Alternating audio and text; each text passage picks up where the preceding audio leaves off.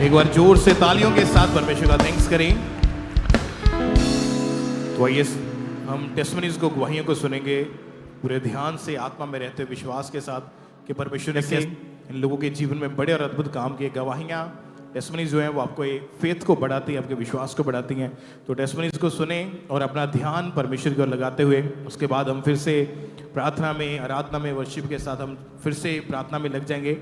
तो ये टाइम है गवाहियों को सुनने का। तो सभी जन अपने अपने स्थान पर बैठे रहे और इन टेस्टमनीज को पूरे ध्यान से और आत्मा में रहते हुए सुने और ग्रहण करें। सिस्टर, आप बताएं अपने बारे में, आपका नाम क्या है, आप रहने वाले कहाँ के हैं? जम्मू से, और मेरा नाम पूनम है। ओके, आप अपनी लाइफ के बारे में बताएं कि बचपन से ही बहुत सारे हादसे आपके साथ हुए, अटैक्स आपके ऊपर होते थे। खुल के बताएं अपनी लाइफ के बारे में, क्या क्या चीज़ें होती थी आपके साथ, कैसा आपका जीवन था बचपन से ही? बचपन से मेरे ऊपर ईवल अटैक्स होते थे। सुसाइडल का स्पिरिट काम करता था मेरी लाइफ में, और मैं इस बात से बिल्कुल अनजान थी, मुझे पता भी नहीं था। बचपन से लेके बीमारियाँ, बिल्ली का दिखना, बचपन से मुझे बिल्ली दिखती थी असली, रियल में बिल्ली दिखना। स्कूल में जाती थी, स्कूल के टाइम बेहोश हो जाती थी, और जैसे ही छुट्टी होती थी तो मैं होश में आ जाती थी। मुझे पता नहीं था ये मेरे साथ क्यों हो रहा है, और सिर्फ मेरे साथ ही होता था। मैं बिल्कुल शॉक्ड थी इस बात को लेकर। और जब ये अटैक आपके ऊपर बढ़ना शुरू हुए तो आपको 2-2 घंटे तक खेल रहती थी। हाँ। और बॉडी के ऊपर कोई कंट्रोल नहीं था आपका। बिल्कुल भी नहीं। गलियों में भाग जाना, पागलों के जैसे हरकतें करना। हाँ। मतलब ऐसा क्या था कि मतलब पागलों के जैसे कैसी हरकतें थी, उसके बारे में बताएं सर। मैं गलियों में जाती थी, जब मुझे खेल आती थी, बारिश में नंगे पाँव जाती थी, रोती रहती थी, मैं खेलती थी 2-2 घंटे। सुसाइड थॉट आते थे मेरे। और धीरे धीरे करके आपकी लाइफ बहुत ज़्यादा खराब होती गई। अपने बालों को नोचते थे, घर का सामान तोड़ फोड़ देते थे। हाँ। अपना गला घोंटते, खुद को थप्पड़ मारते थे। हाँ। लोग आपको देखकर आपका मजाक उड़ाते थे। हाँ बिल्कुल, वो बोलते थे इनका कुछ नहीं हो सकता, ये ऐसे ही है, ये सुधर नहीं सकते। और उन्होंने भी आपको पागल बोलना शुरू कर दिया था। हाँ। और इस चीज़ का बुरा असर आपके परिवार के ऊपर भी पड़ा। आपके परिवार वाले भी आपको बोलते थे इन चीज़ों के बारे में। और कोई नहाने धोने का कोई होश नहीं आपको रहता था, कोई खाने पीने का ध्यान नहीं रहता था। 2-2, 3-3 दिन तक आप भूखे रहते थे, प्यासे रहते थे, और पूरी बॉडी में बहुत ज़्यादा तकलीफ रहती थी आपकी। हाँ। तो इन चीज़ों से आपने छुटकारा पाने की कोशिश करी, ट्राई करी। हाँ। क्या होता था आपके साथ फिर? हम पहले अन्य जगहों पे गए थे, काफ़ी जगह पे गए, इतने पैसे हमने खर्च किए जगह जगह जाकर, कहीं भी हमें आराम नहीं पड़ा। जैसे जैसे मैं बड़ी होती गई और अटैक्स मेरी बॉडी पे, मेरी माइंड पे होने लगे, तो फैमिली भी थक गई। और हर टाइम मन में एक खौफ रहता था, रात रात जाग कर आप निकालते थे, नींद तक नहीं आती थी, घर से भाग जाते थे आप। हाँ। ये चीजें आपके साथ होती थी उस समय? हाँ। ओके। नॉर्मल जो लड़कियों की जैसी इनकी लाइफ नहीं रह चुकी थी उस समय, और हर टाइम एक अजीब सी बेचैनी इनके मन में हमेशा रहती थी। ओवर थिंकिंग करते थे। हाँ। आपको क्या लगता था कि इन चीजों से कैसे डिलीवर होंगे, कैसे फ्री होंगे? कोशिश करी होगी आपने? हाँ मैंने कोशिश करी। मैं सोचती थी मेरी सारी फ्रेंड्स नॉर्मल है, पर मैं नॉर्मल क्यों नहीं हूँ। मैं बिल्कुल थक गई थी अपनी लाइफ से, मैं बड़ी परेशान थी, डिप्रेशन में चली गई थी। मुझे लगता है सिर्फ मेरे साथ ही ऐसा क्यों होता है। और इस वजह से आप टोटली डिस्टर्ब हो चुके थे। हाँ। आपको फिर यीशु मसीह के बारे में, अंकुरला मिनिस्ट्रीज के बारे में कब और कैसे पता चला था? मैं 3-4 साल से प्रभु में थी, लोकल जाती थी चर्च में, तो थोड़ी बहुत डिलीवरेंस हो गई थी। तो मेरे पे अटैक होते थे, तो जैसे जैसे मैं कंटिन्यू प्रेयर में रही तो मुझे रिप्लाई नहीं मिल रहा था प्रभु से। 2024 में मैं 31 नाइट को प्रेयर करके सोई थी, तो 31 नाइट को मैं प्रेयर करके सोई थी। 1 जनवरी को मम्मा मेरे ड्रीम में आए।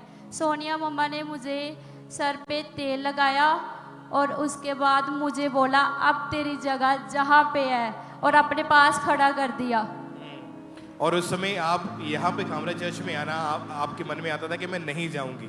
मैं इतनी विरोध थी मम्मा पापा के, मैं नफरत करती थी अंकुर पापा और सोनिया मम्मा को। मुझे लगता था अंकुर पापा के पास बहुत सारे पैसे हैं, मैं नफरत करती थी उनसे, उनकी शक्ल भी देखना पसंद नहीं करती थी। प्रभु में थी फिर भी मैं उनसे नफरत करती थी। और ड्रीम में बार बार परमेश्वर के दास, परमेश्वर के दासी आते थे, आपके लिए प्रेयर करते थे और आप उस ड्रीम को भी इग्नोर कर देते थे। हाँ, मुझे कंटिन्यू ड्रीम आना स्टार्ट हुए। जनवरी से लेके 3 मंथ रेगुलरली मेरी ड्रीम में मम्मा पापा आए। एक बार मुझे पापा ने बोला कि पूनम मैं सब जानता हूँ जो तेरी परिस्थिति है, और मुझे चर्च में बुलाया पुलपिट पे और मेरे लिए हैंड की। और उसके बाद से क्या हुआ आपकी लाइफ में? और कंटिन्यू मुझे ड्रीम आते गए। एक बार पापा ने मुझे फिर ड्रीम में आके बोला पूनम मैं तेरे साथ हूँ। फिर कंटिन्यू मुझे ड्रीम आते रहे, मैं इग्नोर करती गई। और 3-4 मंथ के बाद मेरा खुद ही प्रेयर में मन बदला और मैंने मन में सोचा कि एक बार होके आती हूँ। तब आपने यहाँ पे आना शुरू किया था। हाँ। ओके, जब आप यहाँ पे आए, विश्वास में आप बढ़ना शुरू हुए, फिर 5 अक्टूबर 2025 की मीटिंग को अटेंड किया, उसमें हाँ। परमेश्वर की दासी ने आपके ऊपर ले हैंड प्रेयर करी थी। हाँ। ओके, उस प्रेयर को भी हम देखते हैं एक बार।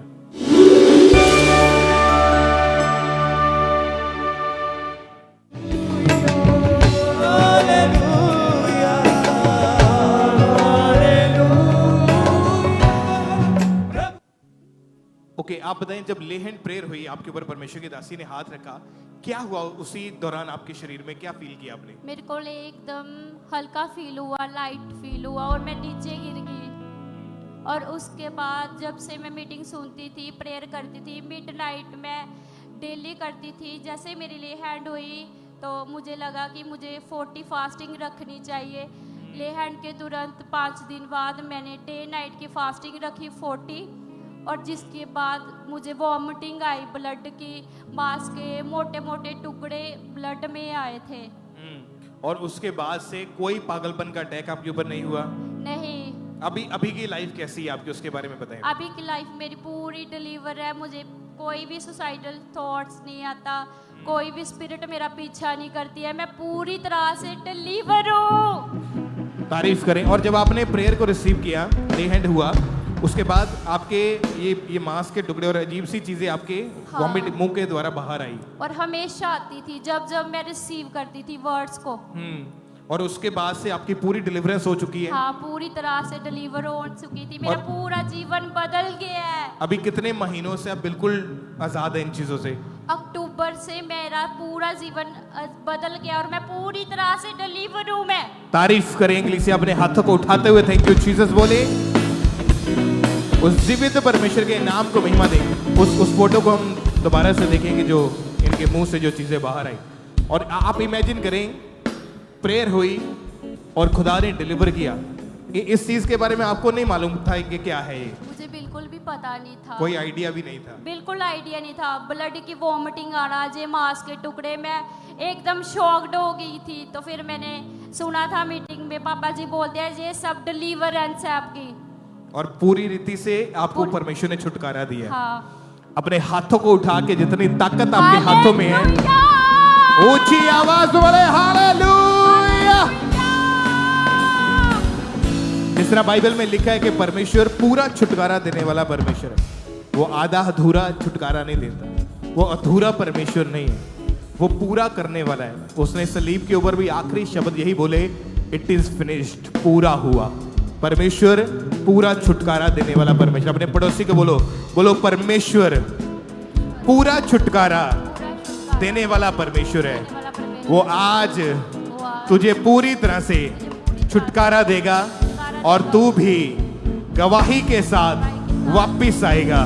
तभी यीशु मसीह के नाम में ऊंची आवाज में, ऊंची आवाज में हालेलुया।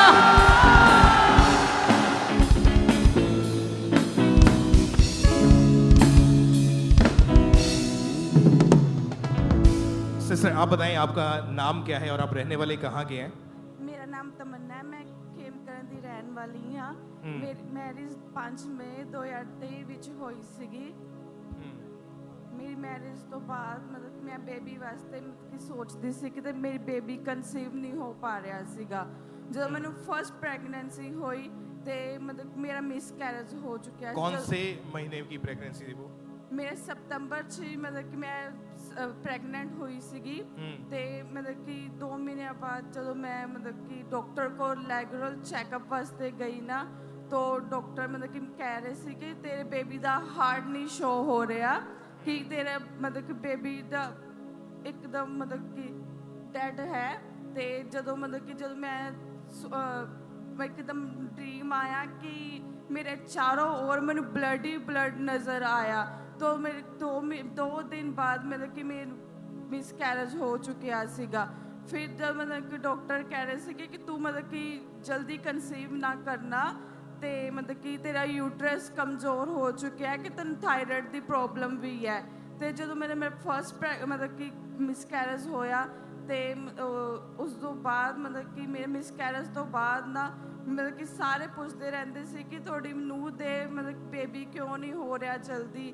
ਤੇ ਮੈਂ ਮਤਲਬ ਕਿ ਡਿਪਰੈਸਡ ਜੀ ਹੋ ਗਈ ਸੀਗੀ ਮੇਰੇ ਮਿਸਕੈਰੇਜ ਤੋਂ ਬਾਅਦ ਮੈਂ ਮਤਲਬ ਕਿ ਇੱਦਾਂ ਇਕੱਲੀ ਰਹਿਣ ਲੱਗ ਗਈ ਸੀਗੀ ਕਿ ਰੋਣ ਐ ਕਮਰੇ 'ਚ ਬੰਦ ਰੋਈ ਜਾਣਾ ਆਪਣੇ ਹਸਬੈਂਡ ਨਾਲ ਲੜਨਾ कि अपने बेबी क्यों नहीं हो पा रहा मतलब कि मेरी मैरिड लाइफ भी पूरी तरह डिस्टर्ब हो चुकी सी उसके बाद आप कंसीव ही नहीं कर पा रहे थे बिल्कुल भी इसका क्या कारण था क्यों कंसीव क्यों नहीं हो पा रहा था कि मुझे मतलब कि मेरा यूट्रस भी कमज़ोर हो चुका सी ਤੇ ਮੈਨੂੰ ਕਿ ਮੈਨੂੰ ਥਾਇਰਾਇਡ ਦੀ ਵੀ ਮਤਲਬ ਕਿ ਉਹਨਾਂ ਨੇ ਪ੍ਰੋਬਲਮ ਦੱਸਦੀ ਸੀਗੀ ਕਿ ਜਲਦੀ ਤੁਸੀਂ ਕਨਸੀਵ ਨਹੀਂ ਕਰ ਪਾਓਗੇ तो आप एक ही डॉक्टर के पास जाते रहे इलाज करवाने के लिए नहीं मतलब मैं 2-3 ਡਾਕਟਰ ਬਦਲ ਚੁੱਕੀ ਸੀਗੀ ਕਿ ਮਤਲਬ ਕਿ ਲਗਾਤਾਰ ਦਵਾਈਆਂ ਖਾ ਰਹੀ ਸੀਗੀ ਦਵਾਈਆਂ ਖਾਣ ਦੇ ਬਾਵਜੂਦ ਵੀ ਮੈਨੂੰ ਕਨਸੀਵ ਨਹੀਂ ਹੋ ਪਾ ਰਿਹਾ ਸੀਗਾ और फर्स्ट टाइम जो मिसकैरेज हुआ था उसकी वजह से आप ऑलरेडी डिप्रेशन में थे हाँ जी ऊपर से मतलब कि थायराइड का रोग डॉक्टर ने बता दिया था फिर क्या मतलब डॉक्टर क्या बताते थे कि कैसे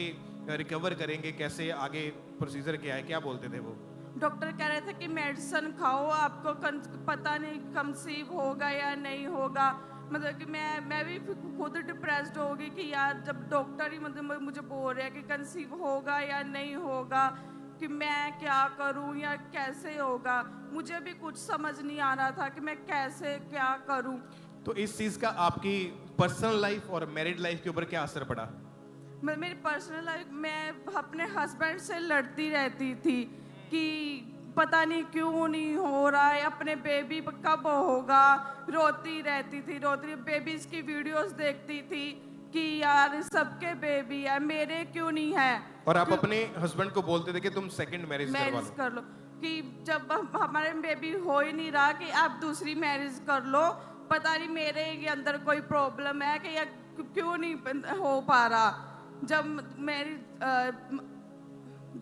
मैं हस्बैंड को ये बातें बोल रही थी मेरे हस्बैंड फिर भी मुझे हौसला देते थे कोई बात नहीं जब होगा ना कोई बात नहीं परमेश्वर हमें देगा जब मतलब फिर भी मैं मेडिसिन खाती रही मेरे डॉक्टर भी मतलब बोल रहे थे कि मतलब पता नहीं कब होगा या नहीं आपकी जो उम्मीद थी वो खत्म हो चुकी थी बिल्कुल ही खत्म हो चुकी थी आपको यही लगता है कि शायद अब नहीं होगा ओके तो परमेश्वर ने कैसे आपकी लाइफ में काम किया कैसे आप यहाँ आए अंकुर मिनिस्ट्री के बारे में कब से और कैसे आपको मालूम हुआ था मतलब कि मैं अपनी भाभी के साथ आई थी मैरिज के बाद मतलब कि जब मतलब कि फर्स्ट टाइम यहाँ आई तो मतलब कि आते ही मुझे ना वोमिटिंग मतलब कि लूज मोशन वगैरह हो गया था कि अंदर से पता नहीं क्या ही मतलब कि निकला फिर मतलब कि जब मुझे प्रेगनेंसी कंसीव हुई जब मुझे फर्स्ट प्रेगनेंसी कंसीव हुई उसके बाद मतलब कि हाँ जी फर्स्ट प्रेगनेंसी के बाद फर्स्ट मिसकैरेज के बाद मतलब कि जब मैंने ले हैंड करवाया ये सब मतलब जब मेरे साथ हुआ मैंने ले हैंड करवाया अपनी मम्मा से 7 नवंबर 2024 की मीटिंग के दौरान हाँ जी ओके परमेश्वर की दासी ने इनके ऊपर ले हैंड किया उसको फुल स्क्रीन के ऊपर देखेंगे एक बार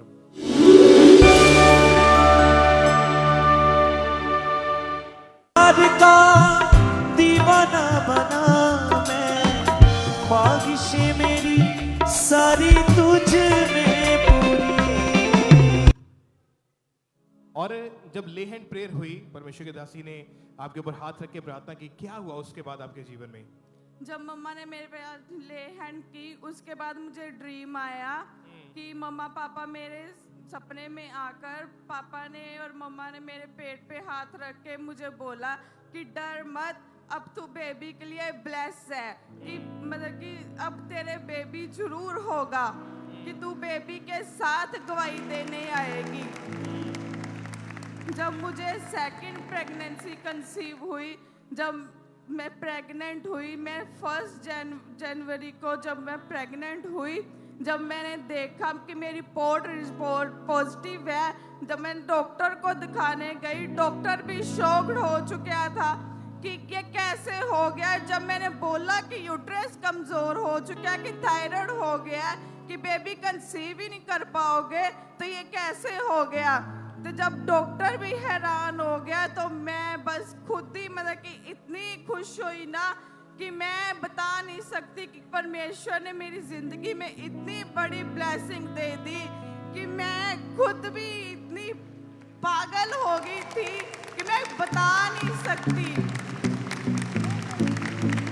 लोगों चक लवो सबूत के साडा यसु जिंदा है, लोगों चक लवो सबूत के साडा यसु जिंदा है, मेरा यसु आड़ बजाता, मेरा यसु आड़ बजाता। और परमेश्वर ने आपको बेबी गर्ल के साथ, बेटी के साथ ब्लेस किया।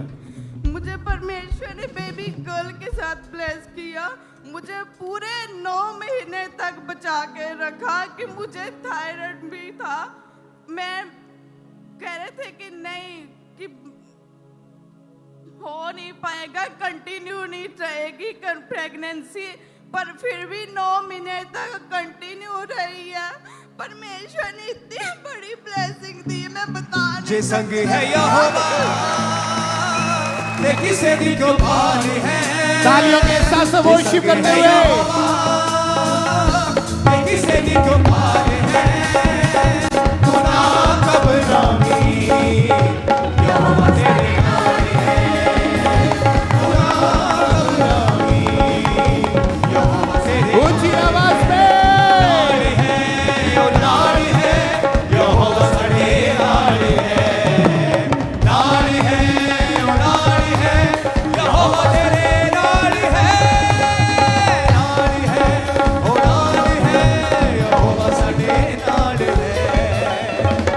तारीफ करें जितनी ताकत आपके हाथों में है।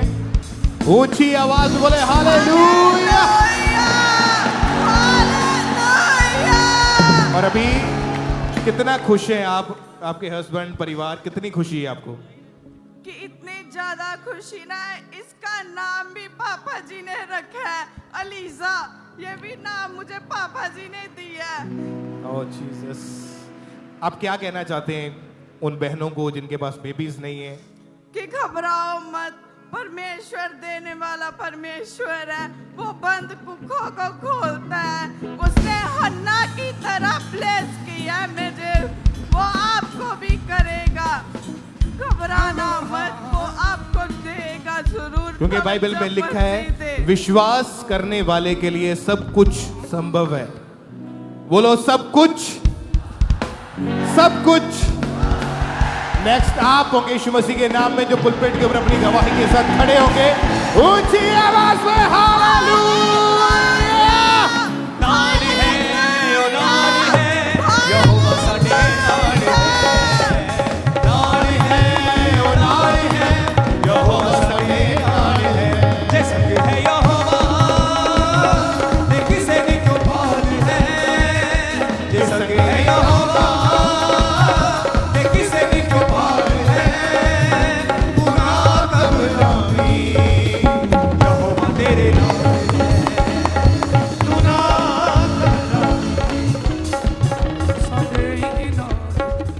तारीफ करें एक बार जोर से उस जीवित खुदावंद यीशु मसीह के नाम को महिमा देते हुए। भाई आप बताएं अपने बारे में, आपका नाम, रहने वाले कहाँ के हैं आप? सबको जय मसीह की। मेरा नाम प्रेम मसीह है, मैं छत्तीसगढ़ दुर्ग से हूँ। और पिछले 4 सालों से आपका जीवन टोटली डिप्रेशन में था। आपकी लाइफ में बुरे बुरे इंसिडेंट्स हो रहे थे। तो अपनी लाइफ का एक्सपीरियंस बताएं, क्या क्या होता था, कैसा आपका जीवन था? मैं अपने लाइफ से बहुत परेशान था। जब मुझे 7th क्लास में था तो मुझे टाइफाइड हुआ, तो उस समय मेरी पूरी पढ़ाई गेफ हो गई। मैं पूरे 1 साल टाइफाइड में रहा। जब 8वीं क्लास में जब गया, मैम ने कहा कि आ जाओ पढ़ाई हो जाएगी, तो 2 पेपर के बाद फिर से मुझे टाइफाई हो गया। तो मैम लोग बोलने लगे कि इसका पढ़ने का मन नहीं, ये सब ये बहाना बना रहा है। तो क्या होता था कि ये सब बातों को सुनकर कि ये मैम नहीं समझ रहे तो कौन समझेगा मुझे, तो मेरी पढ़ाई से बिल्कुल मेरा मन हट गया, टोटल पढ़ाई से मेरा ध्यान हट गया, मैं बिल्कुल पढ़ाई से बिल्कुल अलग हो गया। और जैसे मैं पढ़ते गया तो लोग मुझे बोलने लगे कि पढ़ो, कुछ करो अपने लाइफ में, कुछ अच्छा करो, एंजॉय करो, कुछ बनो, बिना पढ़े लिखे तुम्हारी लाइफ कुछ भी नहीं है। तो लोग जब मुझे बोला करते थे, तो अगर कोई बोले कि अच्छा करो तो वो अच्छा चीज भी मुझे टॉर्चर लगता था कि नहीं ये तो मुझे टॉर्चर कर रहे हैं, मैंने तो पढ़ा नहीं है, तो ये लोग मुझे नीचा दिखाने की कोशिश कर रहे हैं। और जब ये चीजें आपके साथ होने लगी तो धीरे धीरे डिप्रेशन जो था वो आपके जीवन में बढ़ने लगा था। हाँ जी। आपकी पर्सनल लाइफ कैसी हो चुकी थी? आपके दिमाग के ऊपर क्या बोझ रहता था हर वक्त? तो जब लोग मुझे पूछा करते थे कि प्रेम तुम कैसे हो, तो मैं बहुत हंस के बोलता कि मैं बहुत इंजॉय में हूँ, बहुत ब्लेस्ड हूँ। वरन मेरा दिल बहुत रोया करता था कि मैं अपने लाइफ को चाहता कि मैं, मेरी फैमिली तक मेरी लाइफ को जानती नहीं थी कि मैं कैसा हूँ, मेरे मन के अंदर क्या चल रहा है। तो लोग को बोलते कि हाँ लाइफ इंजॉय है, अच्छा है, सिर्फ जो मैं दर्द में हूँ मैं कभी किसी पर जाहिर नहीं कर पाया। और हर छोटी छोटी बात से आपको डर लगता था अपने जीवन में? हाँ जी, जब छोटी छोटी बात, जैसे मेरे माइंड पे टेंशन रहता कि हाँ डिप्रेशन है, खुल के किसी से बात नहीं करना। तो अगर मैं स्कूटी चला रहा हूँ, कहीं जा रहा हूँ, तो मेरे मन के अंदर ये डर है कि एक्सीडेंट हो जाएगा, मैं मर जाऊंगा। मानी इसे छोटी छोटी चीज मेरे लाइफ में कांटा बन के था, मैं बहुत परेशान हो चुका था अपनी लाइफ में। और आपका माइंड, आपकी सोचे एक तरह से ब्लॉक हो चुकी थी जी। बोले एक शैतानी का कब्जा था आपके ऊपर। हाँ जी। जिसकी वजह से आपका ध्यान किसी भी पॉजिटिव चीज की ओर नहीं लगता था। मैं अगर कहूँ तो मुझे प्रेयर्स पे भी मन नहीं लगता था प्रभु यीशु मसीह पर। चाहे मैं बॉर्न क्रिश्चियन हूँ, मैं प्रभु के साथ हूँ, मैं जन्म से यीशु मसीह को मानता हूँ, से मुझे यीशु मसीह से कोई मतलब नहीं था। चाहे मैं चर्च भी जाता था, लोग मुझे देखा करते थे कि हाँ ये चर्च आता है, चर्च जाने के बाद भी मेरी लाइफ उतनी खास खुली नहीं थी। ओके, तो कैसे परमेश्वर ने आपकी जिंदगी में काम किया? जब आप यहाँ पे अंकुर मिनिस्ट्री में आए, आपको वचन की गहराई के बारे में मालूम हुआ यहाँ पे आके, कैसा एक्सपीरियंस हुआ जब आपने वर्ड सुना परमेश्वर के दास के द्वारा? मैं एक दिन यूट्यूब चला रहा था, तो अचानक से परमेश्वर के दास का मैंने प्रचार सुना कि अगर तुम प्रभु के साथ वफादार हो तो प्रभु तुम्हें सारे बंधन से आजाद करेगा। तो मैं 6 साल से पौशल जी के साथ जुड़ा हुआ था, तो मुझे एक दिन पता चला मुकेरिया क्रूसेड के विषय में। मैं देखा कि लाखों लोग आते हैं, करोड़ों लोग आते हैं, वो डिप्रेशन से आजाद हो जाते हैं, वो बंधन से आजाद हो जाते हैं। अरे चलो एक बार यीशु मसीह को चख कर देखते हैं, वो परमेश्वर मेरी जिंदगी में कार्य करेगा। हालेलुया। और जब आप विश्वास के साथ 6 मई 2025 को मुकेरिया क्रूसेड हुआ, उसको आपने अटेंड किया और उसमें स्पेशल प्रेयर हुई, तो मैं चाहता हूं कि आप उस प्रेयर को अपने स्क्रीन के ऊपर भी देखें एक बार।